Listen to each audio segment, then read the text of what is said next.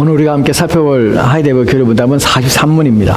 43문은 지난 시간에 우리가 살펴봤던 그리스도의 십자가에 대해서, 십자가를 통해서 우리가 유익이 무엇인가에 대한 내용에서 더하여서 이제 하나의 더 질문을 드리게 되는데요. 그 질문의 내용을 보도록 합시다.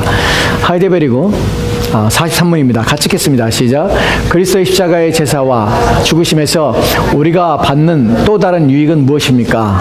여기 보면 질문이요.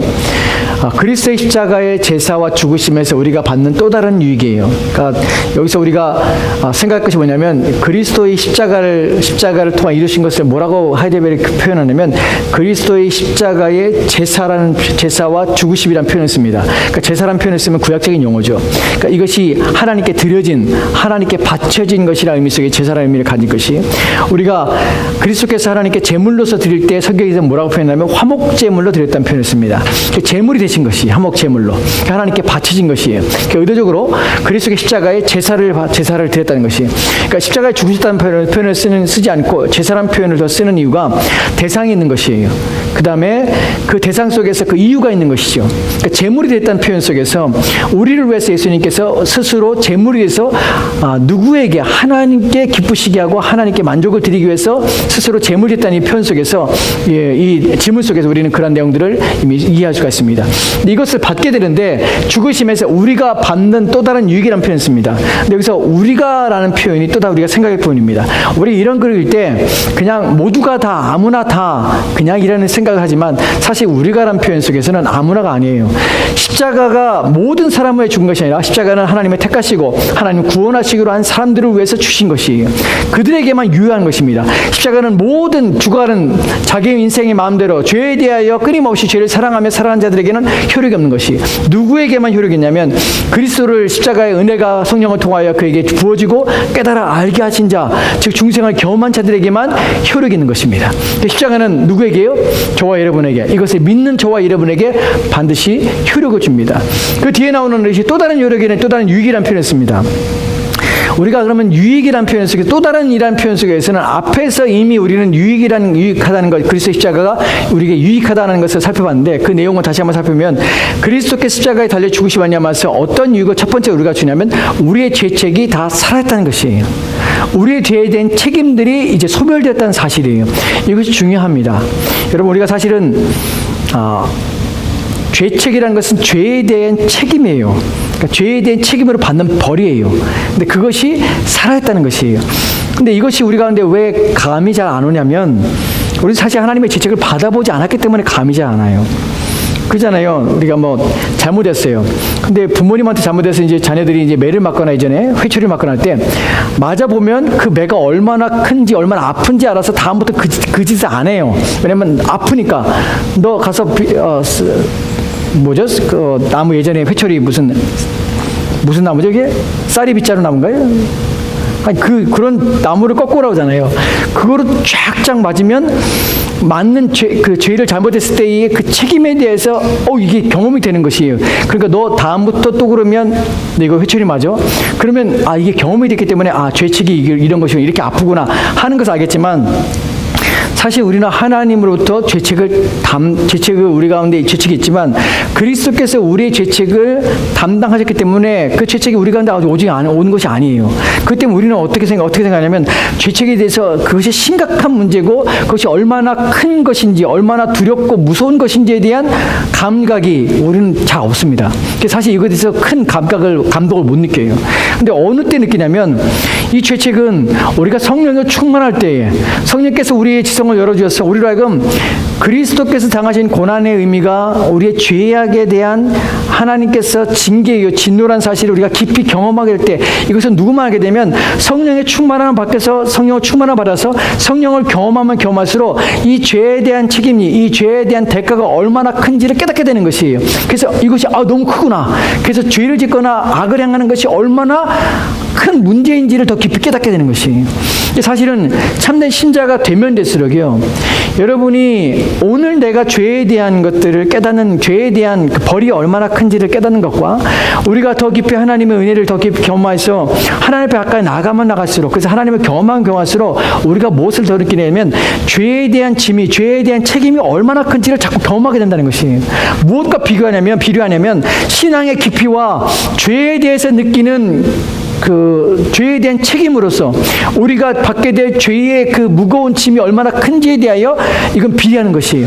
죄가 하나님의 은혜가 깊이 경험되면 경험해졌어요. 우리는 하나님으로부터 징계를 받는 것이 얼마나 무섭고 얼마나 큰 것인지를 깊이 깨달아서 더 깊이 하나님께 나가며 더 깊이 하나님 앞에 감사할 수밖에 없다는 것이, 이것이 은혜에 대해 비례하는 것이에요.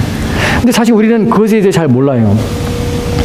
여러분들이 사실 이런 부분에서 깊이 생각하고 깊이 나중에 결론에서 이제 보겠지만 깊이 생각하고 깨달아야 돼요.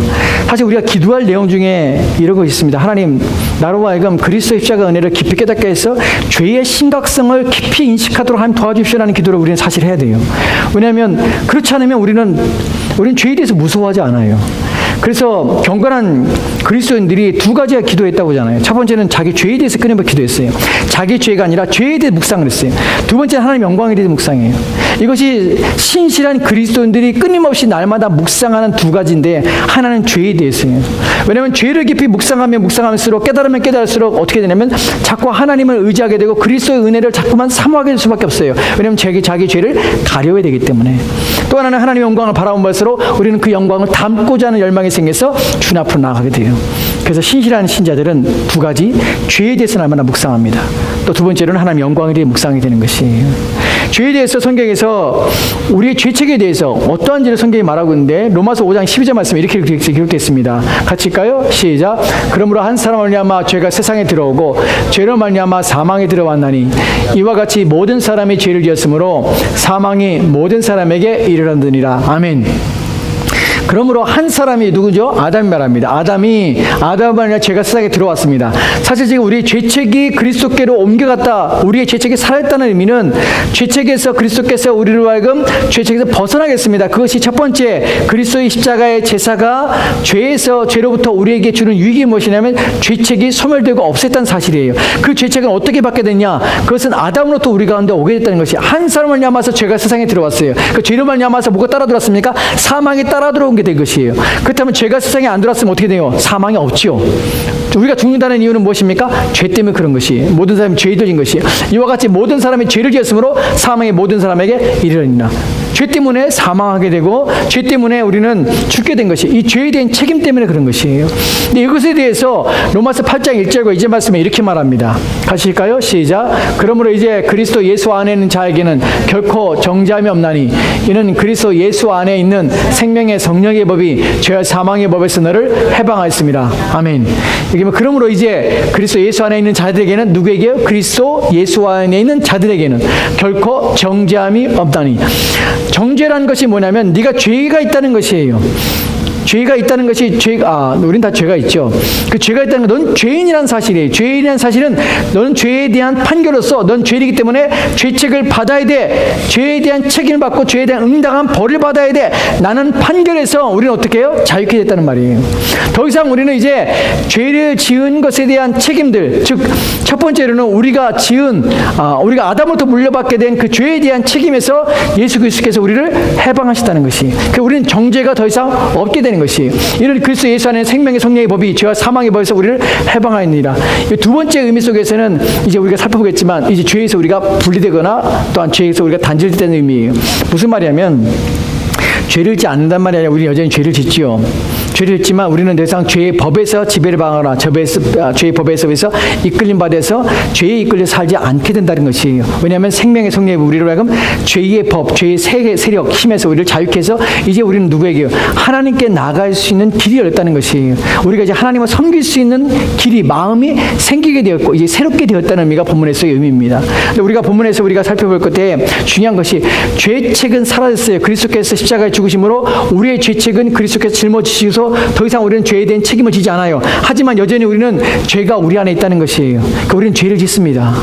이 죄에 대한 용서를 끊임없이 구하며 우리를 회개를 통하여 새롭게 되는 일을 우리가 새롭게 된 사람으로서의 책임과 의무로서 해야 될 일들이라는 것이에요. 그 다음에 우리가 지금 죄책에 대해서 그리스도께서 첫 번째 우리에게 준 유익이 뭐냐면 죄에 대한 책임에서 우리를 자유케 하는 것이에요. 이 부분에서 웨스트민스터 교리문답에서 6장의 사망에 보면 이렇게 기록되어 있습니다. 같이 읽겠습니다. 시작. 그들은 모든 인류에 뿌렸기 때문에 이 죄의 책임은 전가되었으며 죄로 이 죄로 인한 같은 죽음과 부패한 본성이 보통의 출생을 통해 그들에게 태어난 모든 후손에게 전달되었다. 여기 보면은 이제 우리가 아담으로부터 받게 된 원죄가 무엇인지를 명확하게 우리가 설명하고 있는 것이에요. 죄책이 무엇이냐? 그들은 모든 인류에 뿌렸기 때문에 그들은 누구냐면 아담과 하와예요. 그들은 누구예요? 모든 인류의 뿌리였어요. 즉 시조했다는 것이. 그렇기 때문에 이 죄의 죄책은 전가되었다. 우리의 대표성을 가지고 있고 뿌렸기 때문에 그들이 죄를 지어서 우리는 그 뿌리가 오염돼서 우리 또한 그 죄에 대한 책임이 우리 가운데도 동일하게 전가되어서 우리 것이 되었다는 것이. 전가되었으며 죄로 인하여 같은 죽음과 부패한 본성이 죄로 인한 같은 죽음. 우리 또한 아담과 하와처럼 같은 죽음에 있고요. 또한 부패한 본성, 같은 부패한 본성이 보통의 출생, 즉 우리의 모든 출생, 사람들의 모든 출생을 통해서 그들에게 아담과 하와에게 태어난 모든 후손들에게 전달된 것이. 우리 또한 태어날 때부터 어떻게 해요? 우리 또한 태어날 때부터 같은 죽음, 또한 부패한 본성을 우리는 동일하게 갖고 있다는 것이. 이것이 원죄예요. 이것이 죄책으로부터 모든 사람이 자유케 될 수 없다는 것이.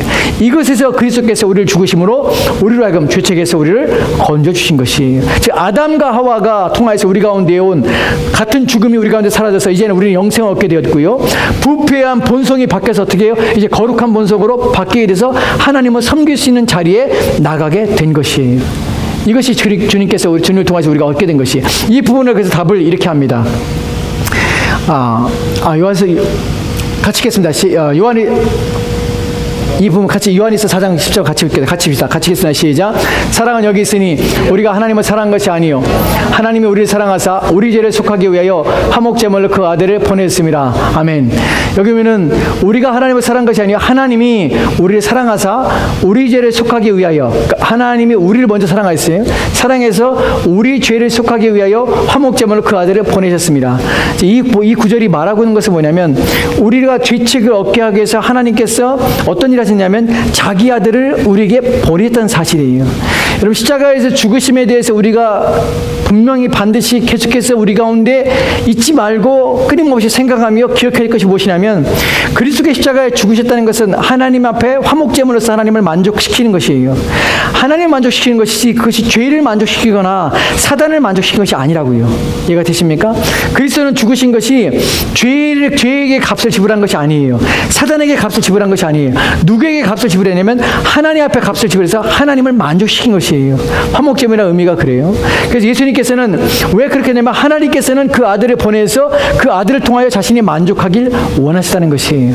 우리 십자가는 누구의 사건이냐면 하나님께서 자기 백성을 구원하기 위해서 하나님이 자기 아들을 이 땅에 보내서 죽게 하심으로 하나님께서 그 아들의 죽음을 자기가 받으신 사건이에요. 우리에게는 아무것도 없는, 우리는 그것을 값없이 거저받게 된 것이, 모두가 다 하나님께만 영광을 돌리게 되는 것이.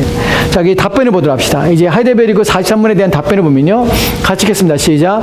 그리스도의 죽으심의 공효로 우리의 옛사람이 그와 함께 십자가에 달리고 죽고 장사되며 그럼으로써 육신의 악한 소욕이 더 이상 우리를 지배하지 못하게 되고 오히려 우리 자신을 그분께 감사의 제물로 드리게 됩니다. 아멘. 여기 보면요, 우리가 그리스도께서 죽으심을 통하여 십자가의 제사의 죽으심을 통하여서 우리가 또다시 얻게 되는 유익이 무엇입니까? 라는 질문 속에서 그리스도의 죽으심의 공효란 말은 공적인 효력이에요. 공적인 효과예요. 우리가 직접적으로 있는 영향이 무엇이냐? 라는 것에서 우리의 옛사람이 그와 함께 십자가에 달리고 죽고 장사됨이에요. 이것이 첫 번째 중요합니다.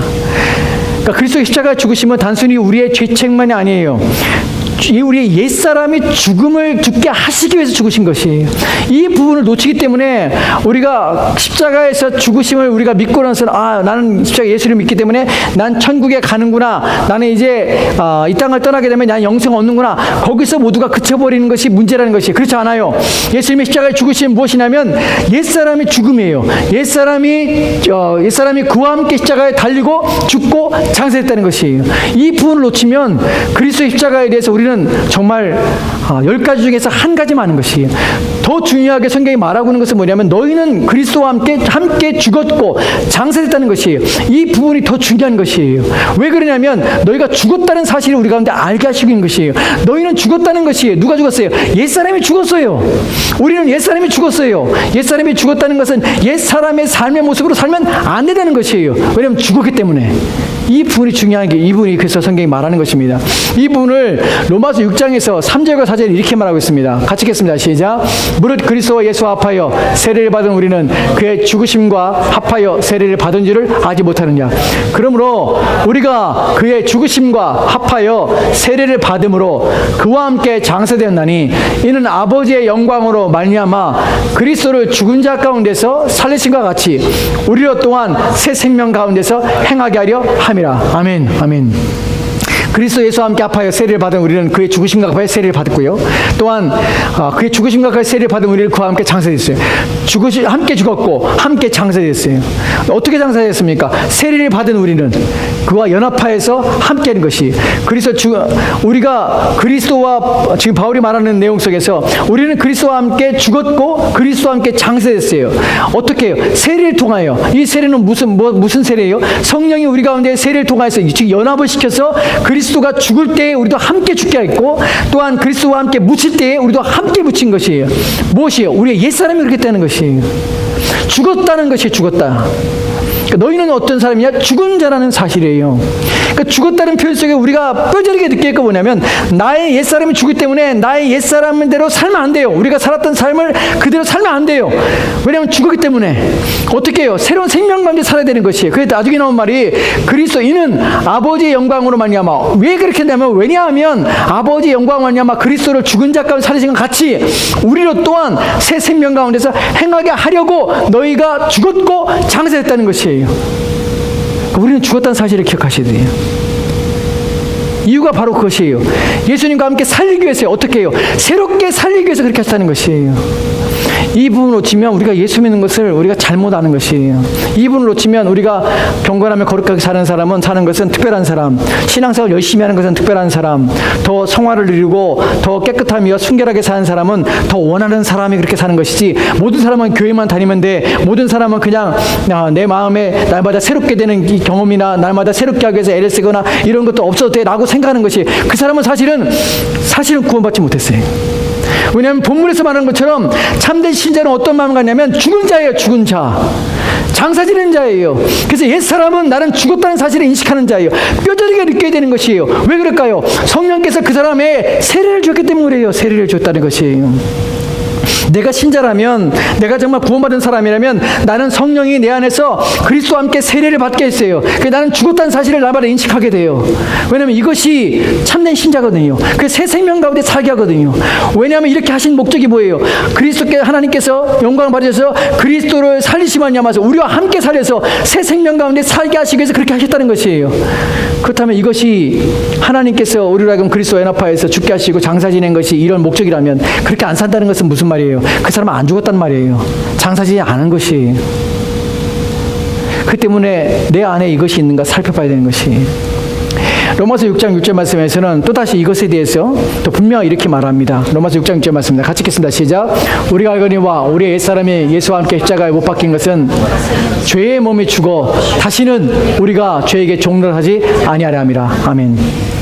4절 말씀에서 하나님의 영광으로 말미암아 영광 가운데서 그리스도 예수를 함께 살리시는 것, 그리스도와 함께 우리를 함께 살리시는 것이 새 생명 가운데서 살게 하려 함이라. 새 생명 가운데 살게 하는 것이 무엇입니까? 새 생명은 무엇이냐면 죄의 몸이 죽어 다시는 우리가 죄에게 종노릇하지 않는 삶이에요. 이것이 새 생명이 있는 삶이에요.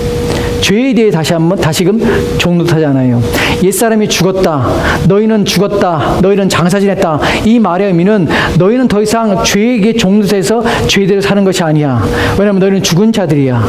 너희는 어떻게 해요? 새로운 생명 얻어서 이제 더 이상 죄에 종노릇하지 않게 하기 위해서 내가 너희를 위해서 죽은 것이야 라는 표현이에요.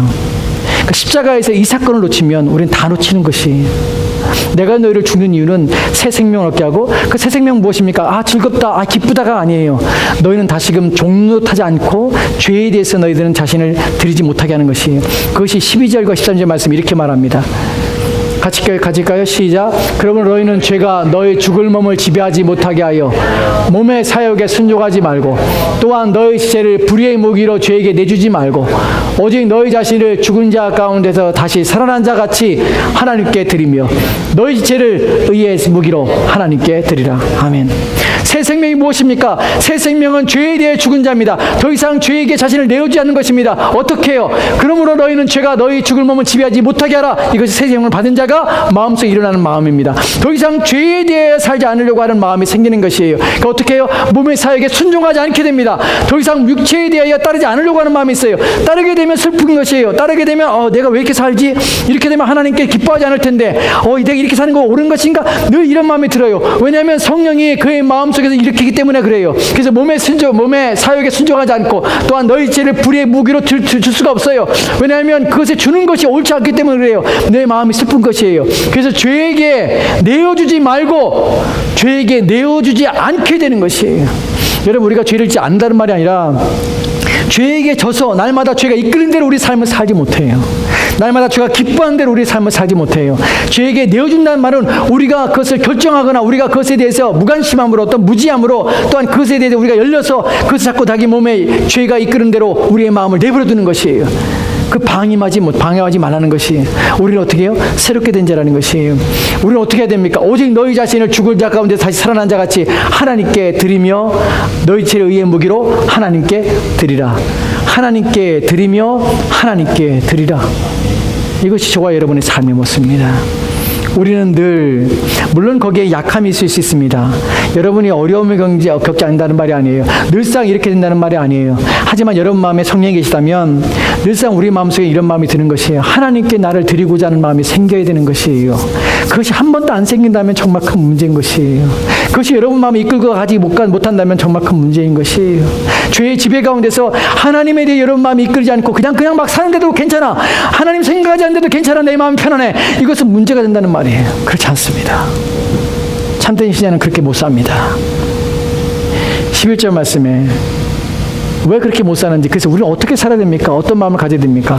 그 마음에 대해서 이렇게 말합니다. 같이 읽겠습니다. 시작.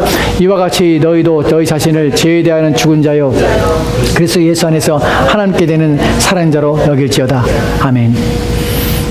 본문에서 중요한 단어가 뭐냐면 여길지어다는 것이에요. 이와 같이 너희도 너희 자신을 죄에 대한 죽은 자요 죽은 자로 여기라. 또한 그리스도 예수 안에서 하나님께 대하는 살아있는 자로 여기라. 여러분, 여긴다는 것은 무슨 말이냐면 분석하고 판단해서 매사의 모든 일을 다 파악해서 그때마다 우리로 하여금 우리의 생각 속에서 그것을 기억하고 생각해내서 주목해서 잊지 않고 그것을 내 마음속에 자꾸 리바인드 시키는 거예요. 상기시키는다는 의미가 바로 여기다는 의미예요. 우리 어떻게 되냐면 끊임없이 난 죄에 대해 죽었지. 난 죄에 대해 죽었지. 나는 옛사람을 살면 안 돼. 그리스도께서 나를 위해 죽으신 것은 난 옛사람이 죽었어. 죄에 대해 나 이길 수 있는 힘이 하나님부터 온다. 나는 성령을 의지할 때 내가 죄를 이길 수 있는 힘이 이길 수 있는 힘이 내게 주어진다. 난 성령을 의지해야 돼. 라는 마음 우리 가운데 자꾸 일으켜 세우라는 것이에요. 그리스도에 대해서 그리스도 예수 안에서 하나님께 되어 있는 나는 살아있는 자라. 나는 것을 자꾸 상기시켜야 되는 것이에요.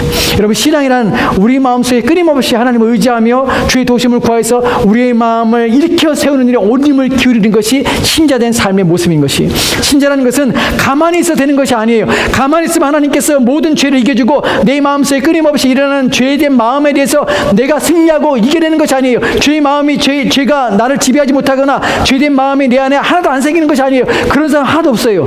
모두가 다 죄의 마음이 일어나고요. 모두가 다 육체적으로 살기를 원하고 육신에 따라 몸의 소욕에 따라 살고자 원하는 끊임없이 우리 마음에 일어나는 것이 사람의 마음입니다. 그런데 신자는 어떻게 되냐면 그런 마음 속에서 끊임없이 생각이 돌아가는 것이에요. 여길지어다는 생각 속에서 난 죄에 대해 죽은 자야. 내가 이렇게 살면 그리스도를 슬프게 하는 것이고 내가 이렇게 살면 하나님이 내게 원하는 삶이 아닌데 나는 이렇게 살면 안 되지 한 마음이 끊임없이 우리가 일어날 때 우리는 그 마음에 용기를 주고 그 마음에 확신을 주고 그 마음을 일으켜 세우도록 힘을 내야 되는 것이에요. 그것이 신자예요. 신자는 누구에게 먹이를 주는 자냐면 자기 마음속에 일어나는 마음속에서 하나님을 향하여 살고자 하는 의지 속에 자꾸 먹이를 주는 자예요. 죄가 일어날 때 죄에 대해 자꾸 먹이를 주면 안 돼요. 하나님 없이 만족할 때 자꾸 거기에다 우리의 관심을 두고 그걸 따라가면 안 돼요.